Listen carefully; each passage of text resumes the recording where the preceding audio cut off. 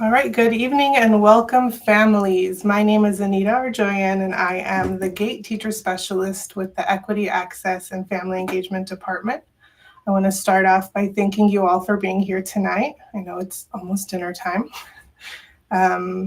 Before we begin, I want to get our interpretation features going. I've pinned the live interpretation links in the chat, and I'm also going to ask our interpreters to unmute themselves and give directions on how to access the feature should you need it. So, Ms. Anginer Snukhjan, can you please tell our families who need support in Armenian? Sure. Բարի երեկո հարգելի ծնողներ եւ մասնակիցներ, ողջունում ենք ձեզ մեր այսօրվա սեմինարին եւ շնորհակալություն հայտնում մասնակցության համար։ Եթե կցանկանայիք մեզ այսօր լսել հայերենով, խնդրում եմ ձեր էկրանի ներքևի աչանկյունում սեղմել չաթի պատուհանիկի վրա, որը տողերով էջի տեսք ունի։ Սեղմեք եւ վերևում առաջինը իմ անունն է, Անգինե Սնխչյան, տակը կապույտ լինքն է, հղումը։ Սեղմեք հղումի վրա, դուք կհայտնվեք իմ սենյակում եւ հայերենով կլսեք, շնորհակալություն։ Thank you. Ms. Jane Park in Korean, please. 안녕하십니까. 한국어 통역인 제인팍입니다. 오늘 저녁에 프레젠테이션을 한국어로 들으시길 원하시는 분들은 대화방으로 가셔서 코리안 제인팍이라고 되어 있는 링크를 클릭하시면 그 채널로 이동이 됩니다. 그때부터 한국말로 들으실 수 있으니까 필요하신 분들은 사용하시기 바랍니다. 감사합니다. Thank you. Ms. Veronica Jenks, our Spanish interpreter. Buenas tardes a todos los presentes. Mi nombre es Verónica Jenks. Si quieren escuchar la presentación en español, por favor entren en el casillero de chat y van a tener que entrar en el enlace de español. Mi nombre es Verónica Jenks y poder participar de la reunión de esta noche en el idioma español. Muchas gracias. Thank you. And we have Ms. Margaret Sargsyan, our Russian translator. Добрый вечер, уважаемые участники собрания и гости. Приветствуем вас на нашей конференции. Если вам нужен перевод на русский язык, пожалуйста, зайдите в чат и нажмите на ссылку, и вы окажетесь у меня, и я буду переводить для вас на русский язык. Вы заходите в чат, нажимаете на ссылку, где указано мое имя, и перевод на русский язык. Спасибо. Thank you. And with that, I'd like to introduce our Director of the Equity Access and Family Engagement Department, Dr. Emil Ahangarzadeh. Hey, everybody. Good evening. Thank you so much for attending our district's first GATE Family Institute for 24-25 school year. I'm Emil Ahangarzadeh. As Anita mentioned, I'm the newly appointed Director of Equity Access and Family Engagement, and I'm thrilled to be here on this beautiful Thursday, September 19th. I want to extend my gratitude to our participants, of course, our speaker, Ms. Fonseca, and our interpreters on the Google Meet. I would like to also establish some guidelines for tonight's presentation. Firstly, please be sure that this webinar is being recorded and it's going to be posted on our website in about 72 hours. And as questions come up, please type them into the hat box that's found at the bottom of the screen. At the end of the presentation, should time permit, we'll try to answer all of your questions. We're very happy to have our presenter, Ms. Christine Fonseca, back here with us. We want to welcome, of course, all of our students and families here tonight as Ms. Fonseca presents an engaging and interactive presentation that will allow you and your children to better understand their giftedness. Ms. Fonseca is a licensed educational psychologist. She is a critically acclaimed author and a nationally recognized speaker on topics related to educational psychology, mental health, and giftedness.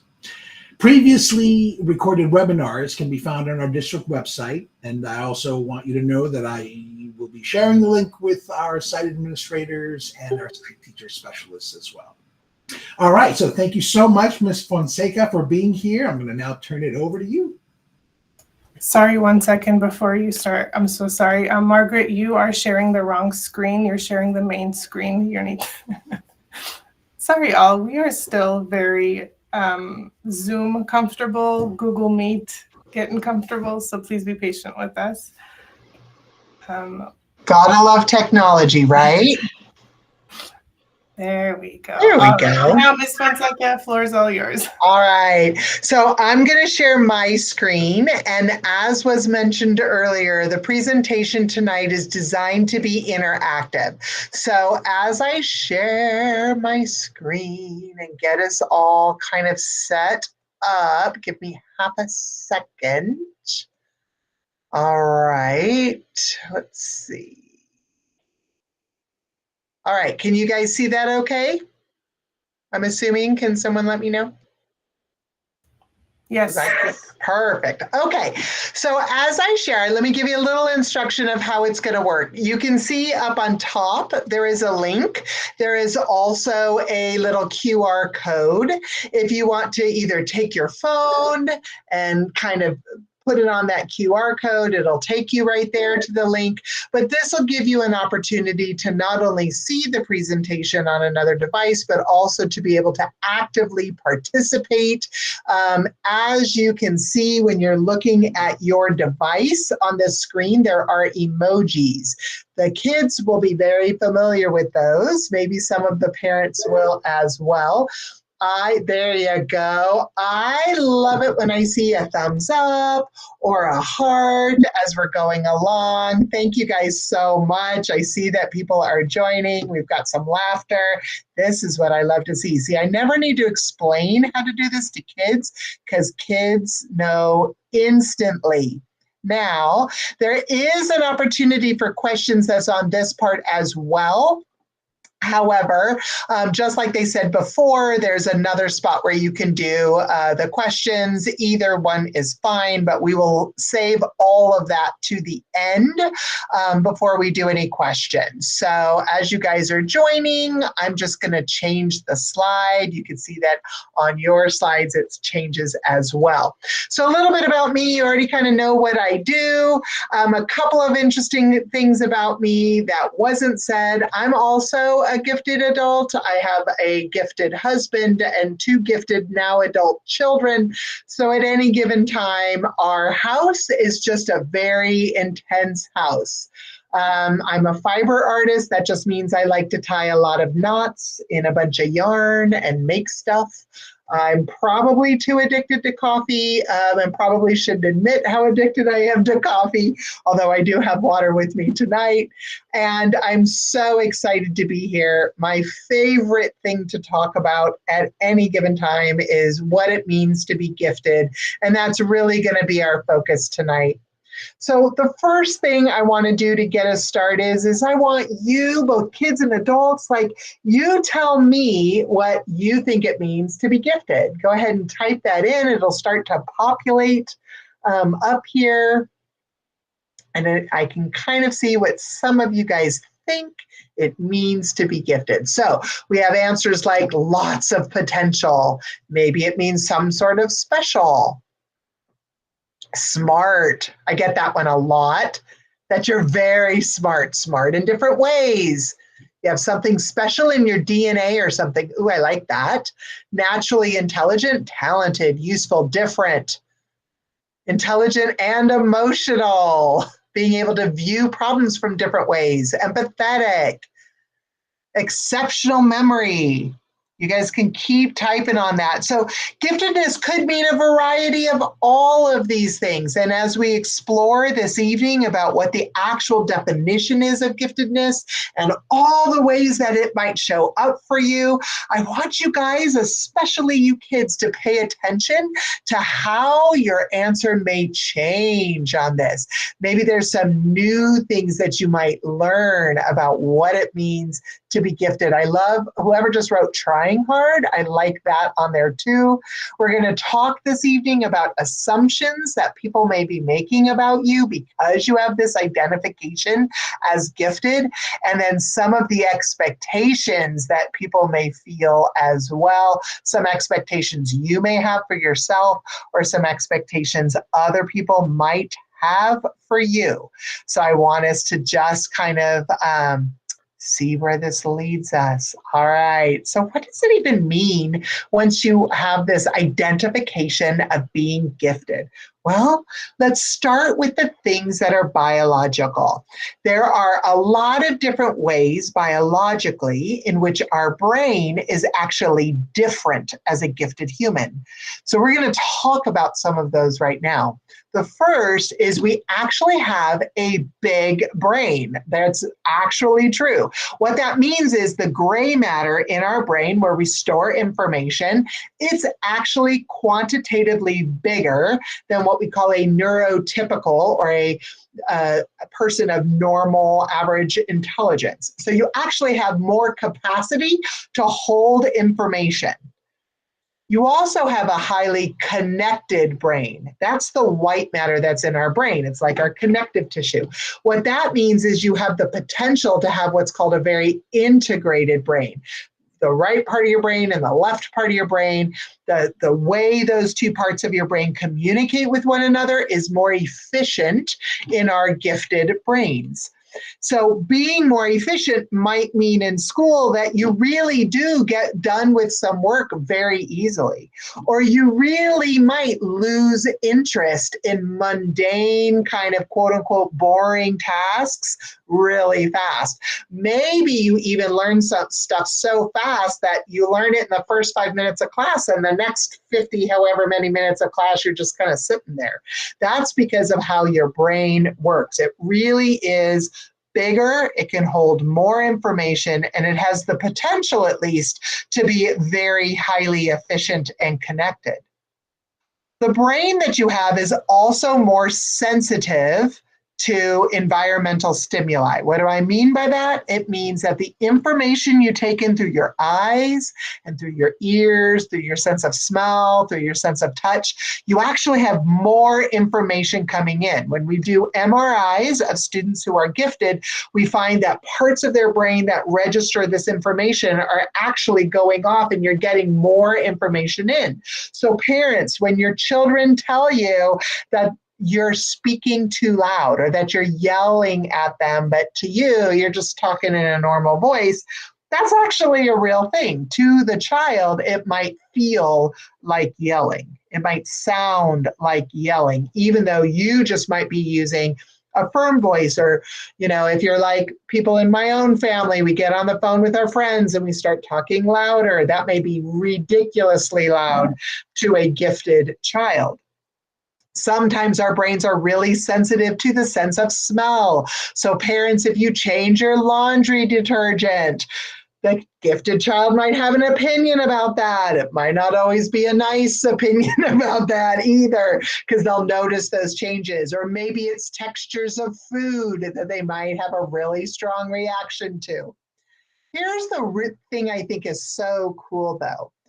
A gifted brain, because it's so good at being connected with the white matter and because it can integrate top and bottom parts of brain and left and right parts of brain, and they can communicate better because of that, they actually are hardwired to have a better brain or a more efficient brain when it comes to EQ.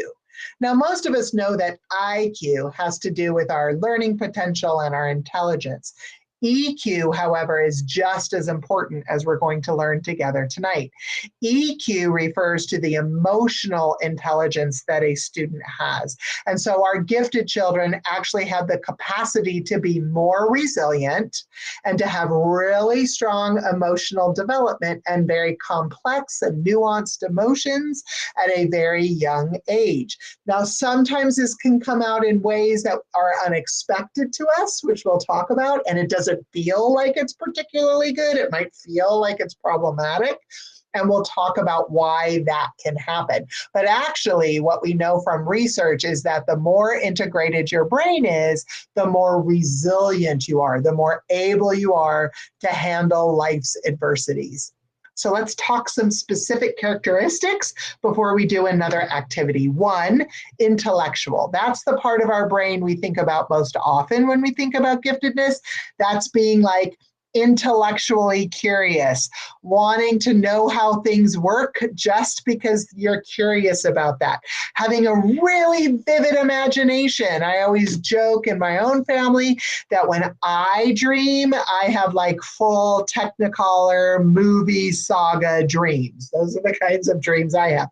That comes in handy because I'm also a fiction writer. I write novels, so it's good that I have that kind of a brain, but it's important for us to know that that's a very common aspect of being gifted. In our personalities, we might have a really keenly developed sense of humor. Some of our teachers may be kind of throwing a few mundane jokes that most people don't get. We're going to catch all of it. We're going to catch the nuances of everything our teacher says or everything our parent says. Sometimes that's a good thing. Sometimes that's tough because it might also mean that we're going to, like, I don't know, catch when they make a mistake or catch when their logic doesn't make sense. In our personalities, we just need to understand the way the world works. We need to understand why rules are what they are and why things are happening the way they're happening in our classrooms. And if we don't know those things, it might really frustrate us and we might have very strong emotional reactions to that. We have a strong need for logic and reasoning. If we can't figure out why a thing is a thing, it's going to frustrate us, and we're going to question people until they can tell us why something is the way that it is. And if we don't like that answer or we don't agree with that logic, we might have an opinion about that. And sometimes at school, we might share that opinion, and we don't always remember to share that opinion in a really nice way. So it can sometimes lead to problems down the road, or people misunderstanding us, or our friends misunderstanding us. What's important for you to know, though, is this is all just a really normal and natural part of being gifted. So as you're thinking about your thinking and kind of those personality traits, I want you to take a moment and tell me some ways that you might demonstrate giftedness in the way that you think.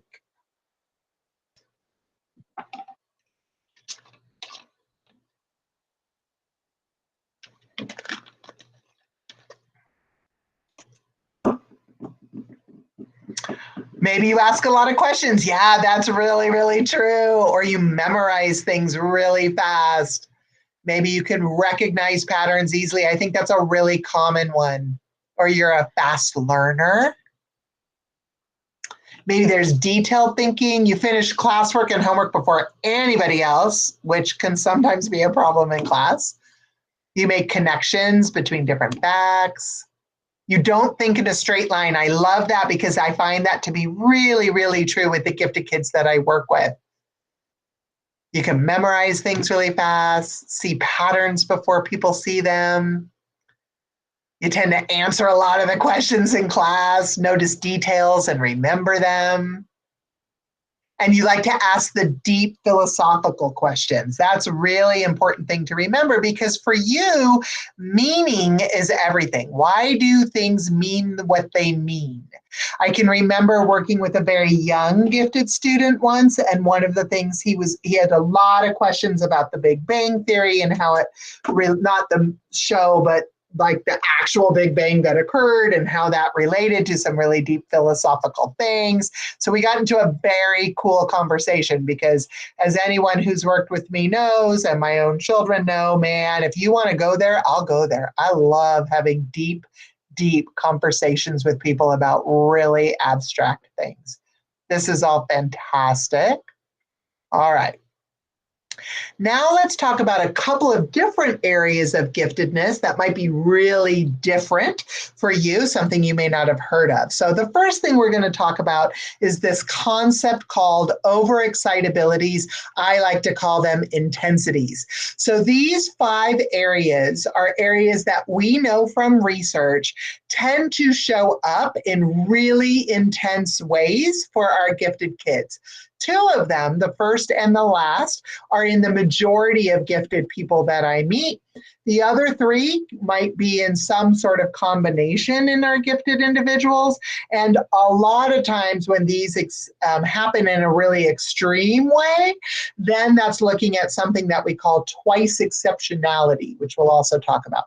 So the intellectual intensity is exactly what we kind of mentioned already.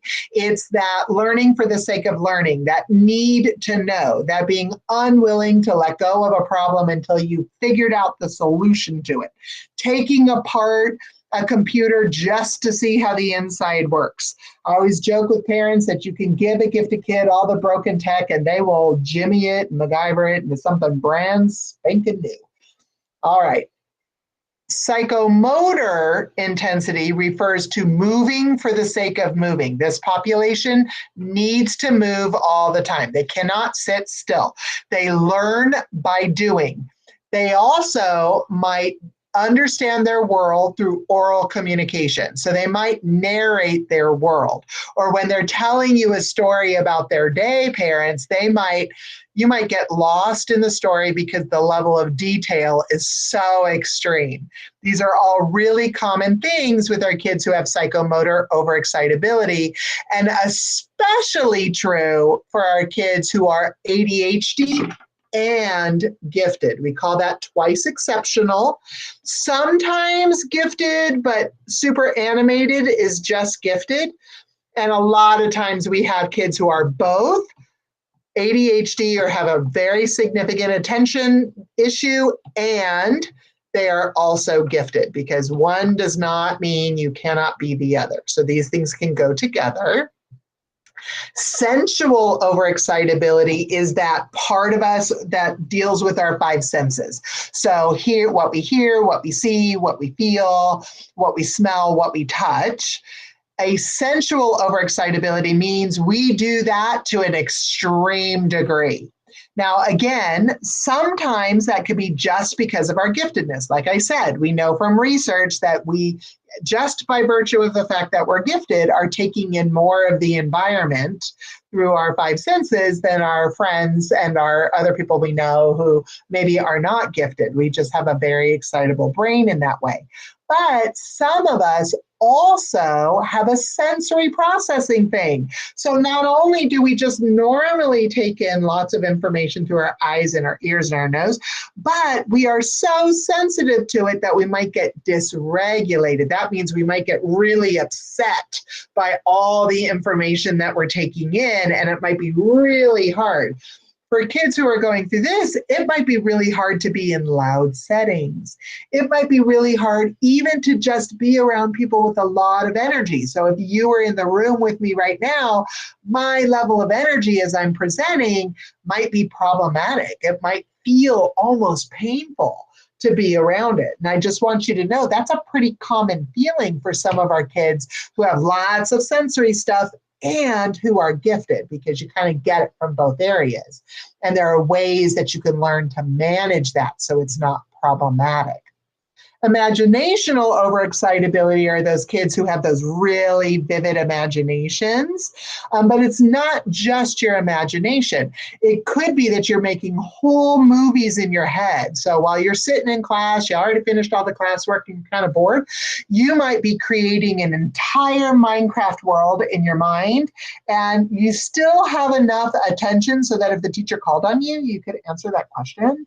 But where you really are spending your time is in that imaginary world that you just created. I mentioned earlier that I am a fiction writer, and I am also a gifted adult, and I have imaginational overexcitability. So imagine when I was driving down a road in Pennsylvania one day to work with some gifted students, and it happened to be the morning, and it happened to be the fall, and I happened to be going through a cornfield, and there were some grave sites, and it was super foggy. By the way, I should tell you, I write psychological thrillers, so you can imagine what's going on in my head as I'm imagining all kinds of horrific, fantastical things happening.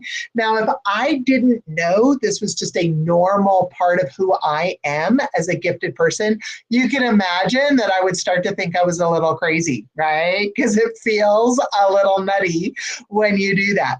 But in the case of me, it wasn't nutty at all. It was just part of the way imaginational overexcitability shows up for me as a gifted individual. And then we have the emotional intensity. Emotional intensity is a really common aspect of giftedness. For this, really emotion, and I'll talk about it some more in a minute, but emotional intensity means that as a gifted human, I feel my emotions very intensely in a very layered way, and it's very complex. So I could be happy and sad and angry and stressed out all at the same time. And when it hits all at the same time, that could cause problems sometimes in my relationships, or maybe it causes problems with even wanting to go to school because it might feel super overwhelming for a variety of reasons. And all of that could be normal. I could have some mental health needs also, but more likely with my giftedness, that's just how I'm showing up in the world. So I might have extreme reactions to things that my parent doesn't understand or that my teachers don't understand. And sometimes that's completely normal. This could really get triggered in school if I make a mistake on something and I'm very stuck in my perfectionism, which sometimes happens when I'm gifted, because sometimes I make assumptions that I should do things pretty easily, and sometimes they're not easy at all. And all these things can happen. And this is just a normal part of the experience of being gifted. And it's for me as a unique individual on the planet, these are things that I just have to learn how to reconcile so that it doesn't necessarily negatively impact me. And I learn how to embrace that aspect of who I am. From a social emotional standpoint, we know from research that our gifted humans just develop a little bit differently than our typically developing humans. So let me kind of explain what the research has shown us about our social emotional sides of who we are. High performance standards is a very nice, more appropriate way to talk about perfectionism. So if I have high performance standards, it means that I hold myself to a very high standard of what I'm doing. A couple of examples of why this gets confusing in the world. If I were a professional basketball player, and I practice my three-point shots over and over and over so that in the big game, I can make the shot, nobody would think I was being a perfectionist, right? They would just think I'm doing exactly what I'm supposed to be doing because I'm paid $1 bazillion to always get that shot just right. So nobody would think anything other of it.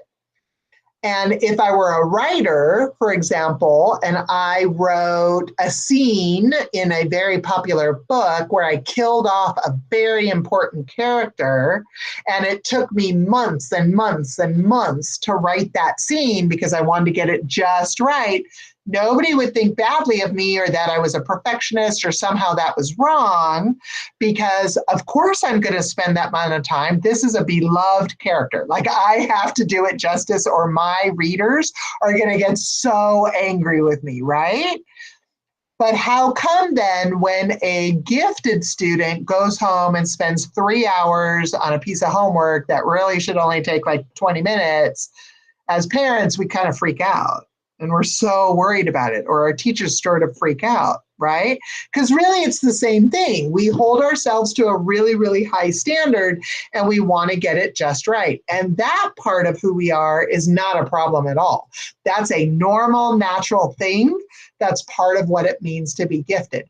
However, if that part of who we are keeps us from being able to even start the task, because we're freaking out, already worried about it, now it's become a problem. But the problem isn't that we have high performance standards. The problem is that we got stuck because we were too scared to work through those high performance standards. It's a totally different problem than we might have realized it was. And that's where we need to seek help from our teachers or our counselors or our parents to help us learn to navigate that so that we can have high performance standards, but not get stuck. Another thing that's true for our gifted kiddos is they have a strong internal motivation. Now, I did not say that they are motivated to do what the teacher wants them to do, or that they're motivated to clean their room when their parents ask them to clean their room.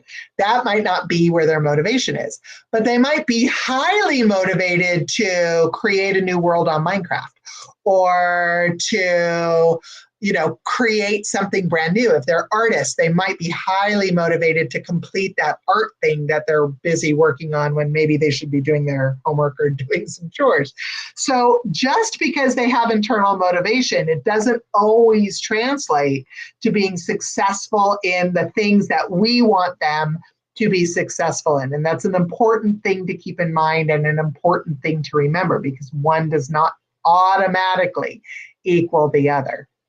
Our gifted kids have a lot of moral maturity. They understand what's happening in the world at a very young age, and they tend to care very deeply about it.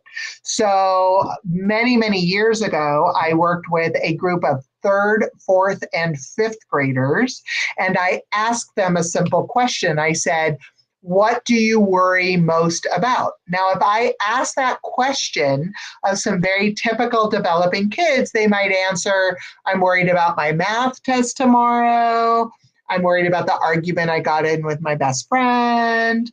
I'm worried about those kinds of things, right? What am I going to wear tomorrow? Why the heck did they change all my favorite programs on Disney Plus? Like, they might worry about those kinds of things. That is not what our gifted kids tend to worry about. When I ask a bunch of gifted children this question, the way they answered it were things like, I am worried about the war going on across the world, and I happen to live in a town where there's a lot of military, so they were very worried about the impact of the war on their immediate family. They were worried about climate change and polar bears not having a place to live. They were worried about all kinds of things like that. I even had one kid, this was a very long time ago, parents, this is gonna crack you up. So this was probably maybe 20 years ago. And I had one student who was worried about, this was his words, the impending doom of the stock market and the financial banks. Now, this happened to happen just before a really major recession. So I've always joked that I really wish I knew where that kid was now, because he would probably be a really good financial advisor. He was all of maybe 8 when he was worried about this. So these are the things that our gifted kids worry about. It is because they are morally mature. And part of the problem sometimes is that the adults don't take them seriously. Right? The adults tell them, oh, you don't need to worry about that kind of stuff.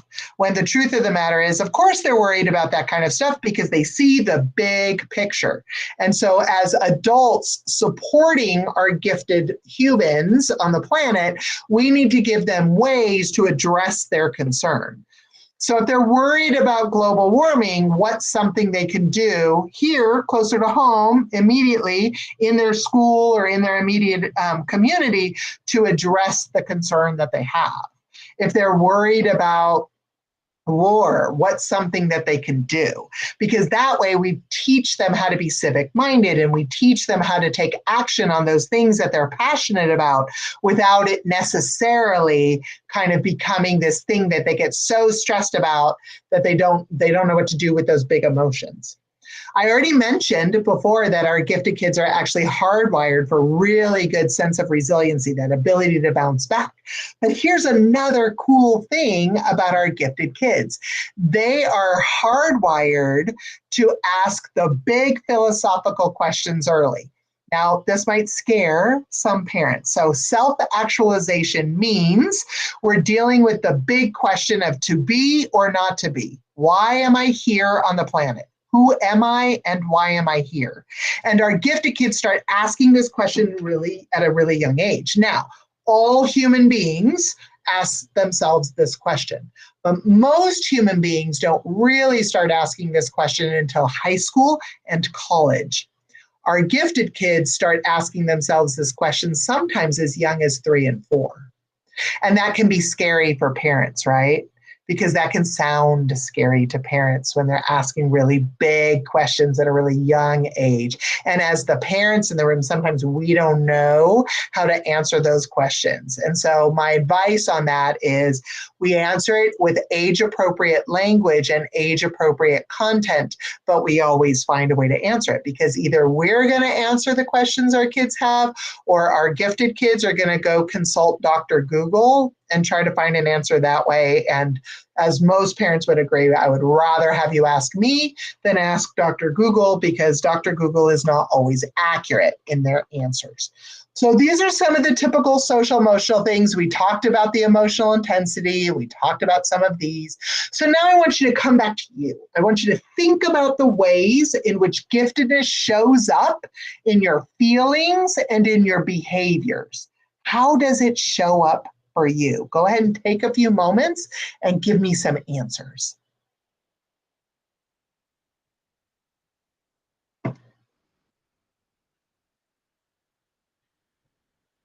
And while you're answering, I'm going to glance at this real quick.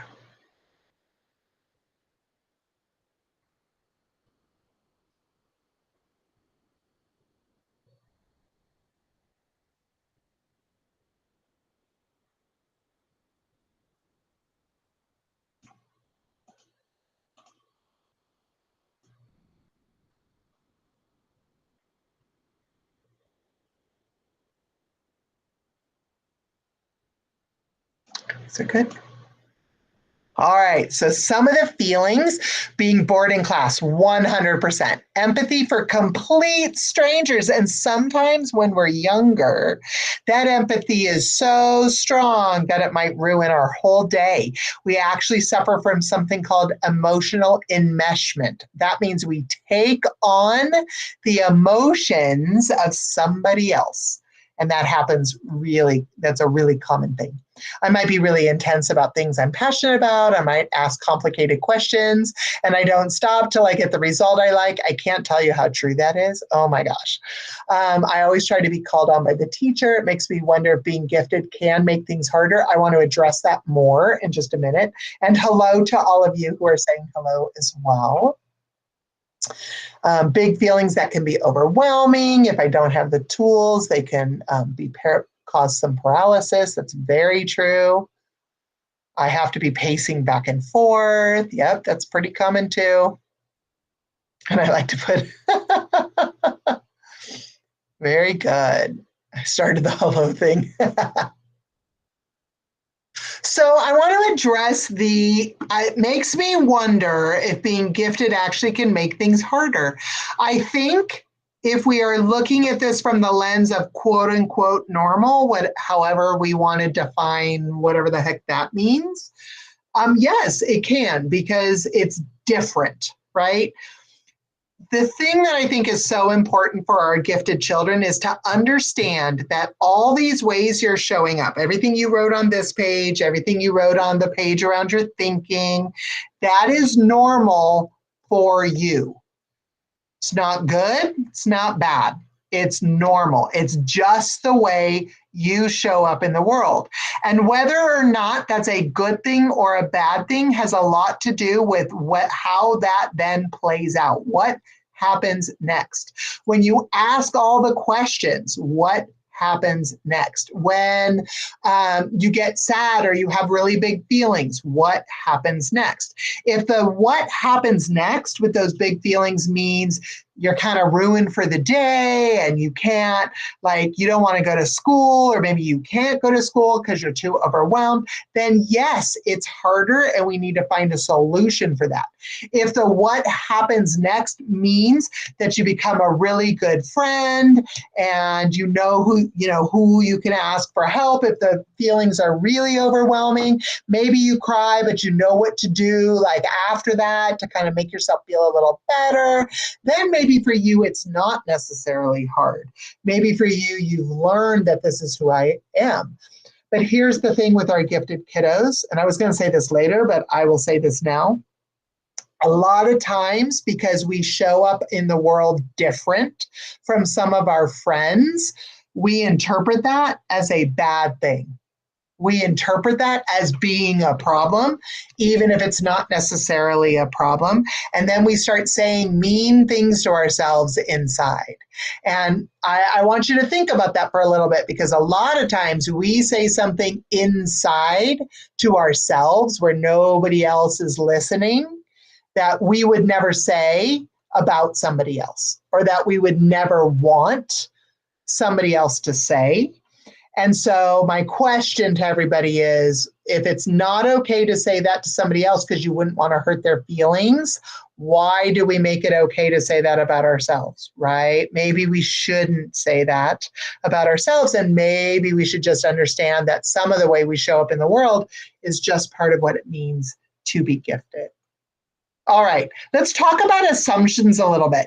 Sometimes people make assumptions about us because we're gifted. So I want you to take a look at the interactive slide, and you're going to just go through each of these little questions. So there are things like gifted students should never need extra help. Is that super true for you or not very true for you? The world is easy for gifted students. Is that an assumption people make? Is that true for you, not true for you, that people make that assumption about you? Gifted kids are just weird. Is that an assumption people make about you? Is it true or not true? And use the little slide to just slide these things around. Gifted kids always get A's. Do people assume because you have that little tag that says you're gifted that you should be getting an A? And then gifted students have to be perfect or they're really not gifted. I have a lot of people who make that assumption either about themselves or other people make that assumption about them. Let's take a look and kind of see where you're responding to some of these things. So it looks like you're not necessarily getting a lot of assumptions, or you're able to tell that these are just assumptions somebody's making, but it's nothing you're going to hold on to as being true for yourself. There are some of you who definitely, though, see that sometimes people make some assumptions about ourselves, like we don't necessarily make them, but other people make them about us, about some of these things being true. And it's funny, so I mentioned I have two gifted daughters, and I was talking to one of them just before I got on to this call. And she was like, oh my gosh, I remember people assuming I was going to be a straight A student, or assuming that the world was so easy for me, or assuming that I just naturally got A's. I didn't even need to try. And that was just not what was true for me. Like, I worked hard for all of these things, and I didn't like it when people made assumptions about who I am. And I'm willing to bet some of you feel the same way. Like, you don't necessarily like it when people make assumptions about you. So think about the assumptions that people have made. Maybe a teacher has assumed something about you because you're gifted, or your mother or your father has made some sort of an assumption, or maybe you made some sort of assumption about yourself because you're gifted. And go ahead and let me know what some of that is.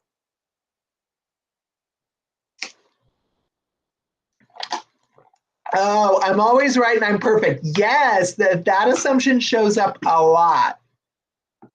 I'm smart and talented, that I'm creative, that I love school. Yeah, I feel like sometimes people assume that people who are gifted automatically love school, and the research actually doesn't bear that out. People think everything's easy for me, but I work really hard. Yeah. I usually get the best grade. I'm extra smart. I'm weird. I can do all the basic things. These are real, or that I like to write because I have an A in language arts. So they all think I like to write, but really I hate it. I was told by my parents that I was too sensitive and needed to grow a thicker skin. Yeah, that's actually a really common one. And we'll talk about expectations in a minute, because sometimes that shows up in our expectations that people have for us. If you're so smart, why are you struggling? Oh my gosh. So now I have to tell you a little story. So I had a teacher who taught me about typing back in forever ago, the Stone Age, when the dinosaurs were around. When I actually went to school, because I'm that old, I had a typing class, and we had typed on a typewriter. And the way I approached typewriting is I could look at the passage I need to type and instantly have it memorized. And that was easier for me than memorizing where my hands were supposed to go. So I never looked at the paper. I always looked at my hands, but I still got everything accurate. My typing teacher did not like that. So she said that to me. She said, I looked in your file and found out that you're gifted. If you're so gifted, why can't you figure out how to type? I'll never forget her for that. And this was a very long time ago, and I should just get over that. But dude, like, seriously. I am meant to be the smartest, and if I don't get 100% on all my tests, then I really am not gifted. That is a very common belief that gifted human beings grow up, and I am here to tell you that is not true. One has nothing to do with the other.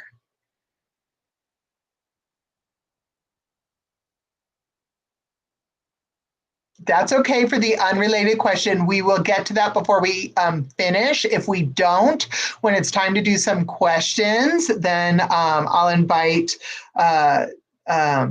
some of the people on the panel to kind of answer that question. But really, GATE stands for Gifted and Talented Program, and it has to do with a specific way that different districts address the needs of their population who's have very high potential.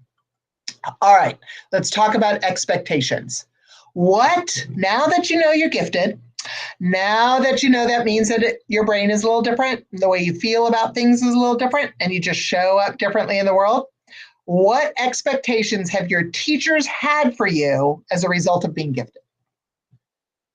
They saw that little gifted label and then they assumed a bunch of stuff and expected a bunch of stuff from you. What did they expect? That you'll do good. You wish you were pushed more. That's a really important thing to know because, see, that's really important that our teachers are pushing our gifted kids. Oh, they discounted shyness. Follow directions and sit still. And maybe for you, sitting still is like the worst thing on the planet because your body needs to move. You have to read more, that you'd be good at everything. Yeah, a lot of times I find that sometimes adults like to think that if you're gifted, it means you do everything, or that gifted means I give them extra work. I love how many of you are telling me you haven't had bad expectations from your teachers, though. That means that the district's been doing a good job of helping teachers know what it means to be gifted. I'll do my best at everything, that I can finish stuff faster. I don't even know if my teacher knows that I'm gifted. Like, all of that's fair. All right, what about your parents? Your parents know, because your parents dragged you into this thing. So what kind of expectations do your parents have?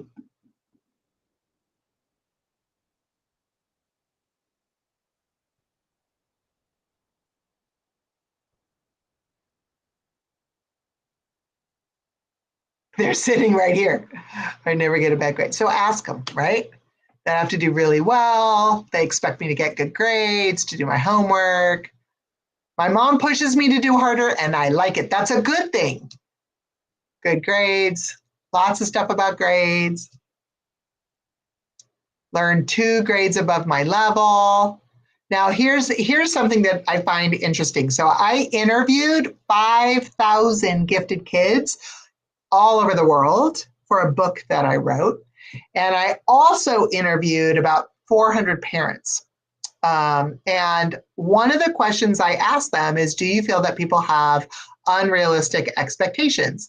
And what was so interesting to me is the kids all believed that they had too many expectations from parents and from teachers, like an overwhelming amount, like 90% of the kids believe that. And with the teachers and the parents that I interviewed, they all were worried that their kids were putting too many hard expectations and pushing themselves too hard.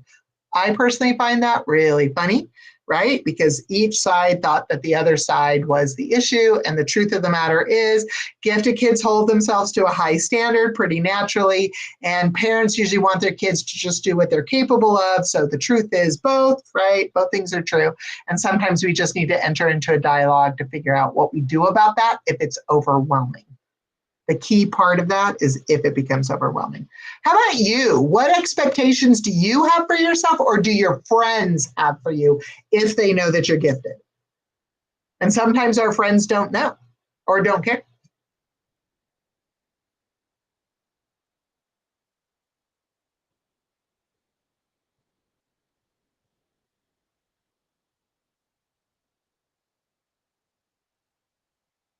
Your friends expect you to get straight A's or be really smart, be at the top of the class.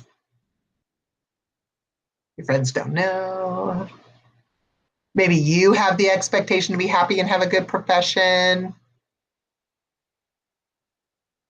Expect me to know things. Yeah, that's a pretty common thing. I want to be famous. My friends just say I'm the best artist. So I raised a professional artist. She actually is a professional artist. That's her job. Super cool. Love meeting other artists. Gifted equals success. Would you guys be, and you guys can give me, I want you to, so I don't have a slide for this, but I'm curious what you think. So give me a heart emoji if you find this interesting or if this rings true for you. Did you know that as many as 12 to 15% of the population of gifted humans actually might fail out of high school? Most people don't realize that that could be true.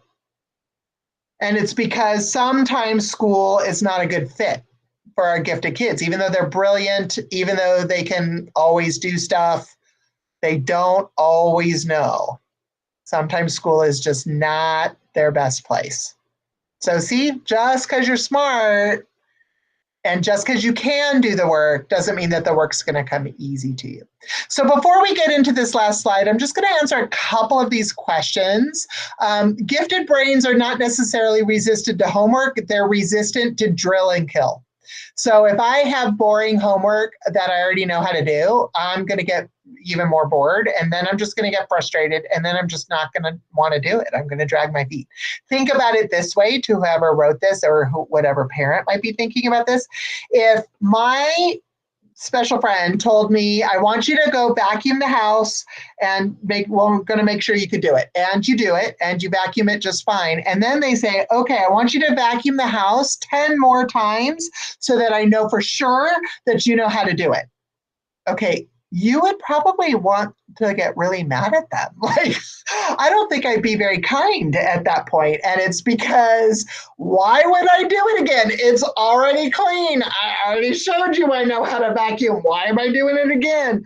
A lot of times that's how homework feels to a gifted kid. So just throwing that out there. Okay, I believe 10% of students are considered gifted. Are there differences between those who score a 92 and those who score a 99th percentile, I'm assuming? How do you account for these differences in teaching? Yes, there can be. So there is a difference between gifted and profoundly gifted. The way I want you to think about it is this.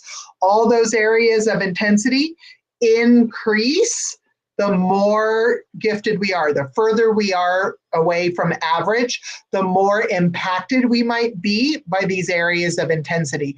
As teachers, we have to look for ways to get the rigor right so that we're pushing students in the right way without over pushing students, and then constantly looking for ways that they can apply their gifts wherever that gift may be, and helping them understand the social emotional aspect of what it means to be gifted. See, there's a funny little thing about giftedness. How much of our IQ we get to use is very dependent on how much of our EQ we've developed.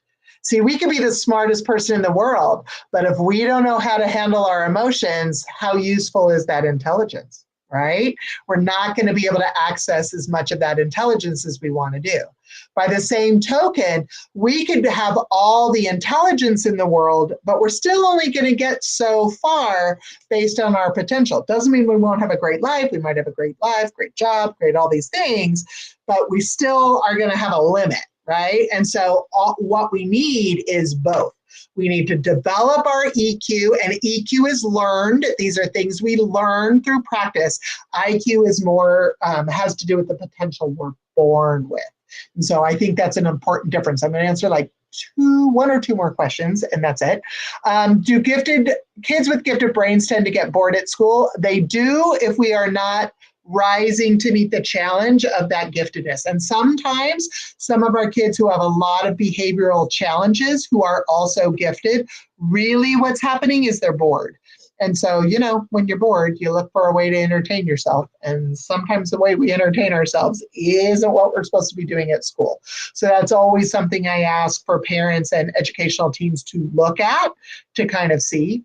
I'm still confused about the 99th percentile. Does 100% exist? And no.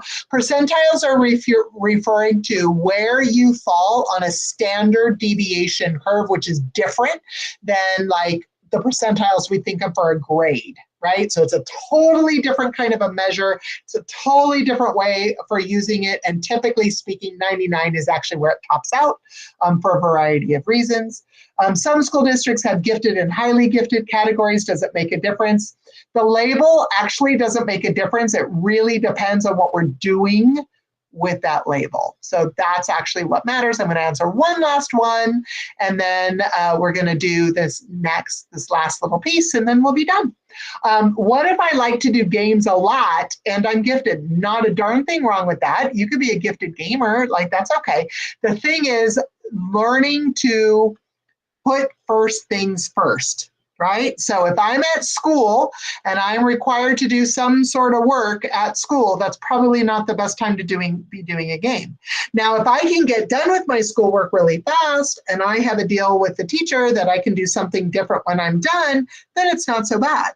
If I can get my homework done while I'm at school, maybe during a library period or some other time, and so I don't necessarily have practice I need to do at home, then maybe that's an appropriate time, depending on what my parent has to say, to play that game. And it depends on what kind of games, because, you know, we don't want to be on our screens all day long. There's something to be said to be off your screens, to exercise your brain in a different way, right? It's really about balance.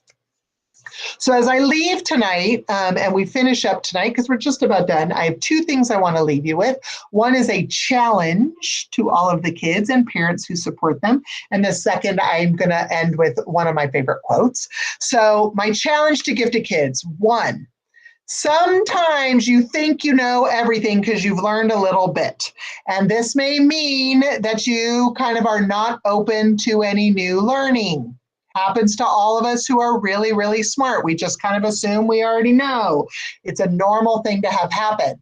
I want you to learn to doubt what you think is true and be willing to investigate if it really is, especially when you start making assumptions about yourself. That person doesn't like me. This teacher's rude. This class is boring. Those kinds of things. I want you to challenge that and learn to look for evidence to make sure that's true. Your brains work so fast. Sometimes they put pieces together that actually don't belong together. So it's really important we learn to do that. Number two, learn to let go of your thinking. A gifted brain is constantly thinking, right? Thinking all the time. And sometimes we lose out on what's right in front of us because we're lost in our heads. So my challenge to you is to learn to let go of your thinking and just be in the moment. Get off your screen, get off your being lost in your train of thought, and just learn to see what's happening in front of you in the moment around the people that you're around.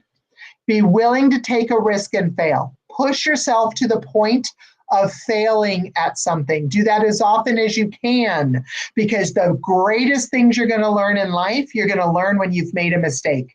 And if you never, ever let yourself make a mistake, think of all the things you're missing out on.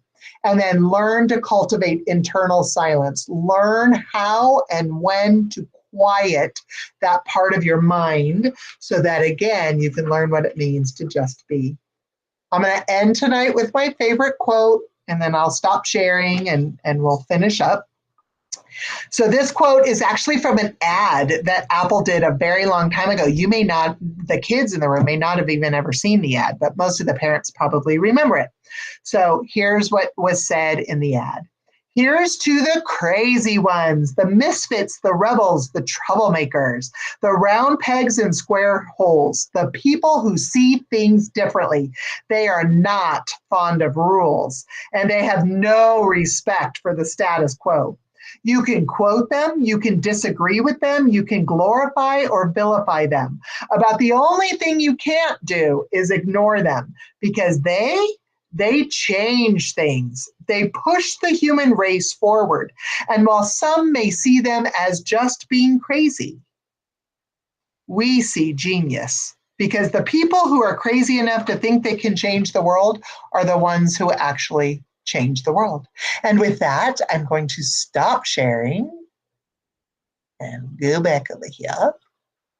All right. Հենց նրանք են առաջ տանում աշխարհը։ Նրանց հիման վրա ենք հենվում։ Angina, can you please mute yourself in the main?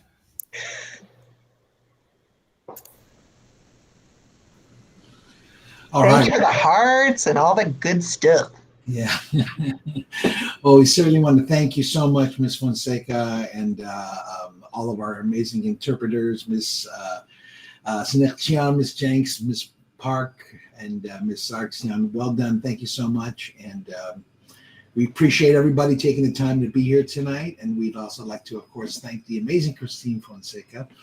And Anita, thank you, Anita, for coordinating all of this. And of course, most importantly, all of our families who are attending. We have a great evening, everybody. Thank you.